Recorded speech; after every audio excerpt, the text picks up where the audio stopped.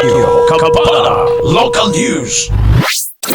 Gilauman nga makahatag og dugang income og trabaho sa mga tagalala ang bag-ong abring nga gasolinahan nga ARG gasoline station nga anaa na himutang sa Barangay Lala proper nga gipanag-iyahan ni Jenny Ann Buenavides Habati. Ang maong gasoline station adunay mini grocery og water refilling station. Di nakahatag og dugang trabaho sa katawhan sa lala og nakahatag og dugang income ngadto sa panudlanan sa LGU para mas mahatagan og insaktong serbisyo ang katawhan sa lungsod. Ang ribbon cutting gitambungan nila SB member Raplim, ang Chairman Committee on Transportation and Communication, SB member PJ Perez, Chairman Committee on Health, og SB member Dikyam Salimbangon, ang Chairman Committee on Finance and Appropriation. Gipangunahan usab ni Kapitan Rap Habati sa Barangay Lala proper kuyog ang iyang mga barangay kagawad og mga residente nga naglinya sa maong gasoline station para maka-discount. Nalipay og nagpasalamat ang mga residente sa Coastal Barangay sa Lala og ang anaa sa mga fish cages og mga pambot operators gumikan kay anaa na sa duol ang gasoline station nga mao'y ilang nagunang gamit sa ilang panginabuhian. Mapasalamaton usab si Kap Rap Habati ngadto sa mga SB members sa Lala nga gipangunahan ni Vice Mayor Bubong Yap og Mayor Tata Yap sa ilang suporta nga gihatag para matukod ang maong gasoline station nga duol sa mga negosyante sa Coastal, ilabi na ang anaa na muyo sa isla nga mga barangay sa Lala og makahatag usab og dugang income ngadto sa LGU.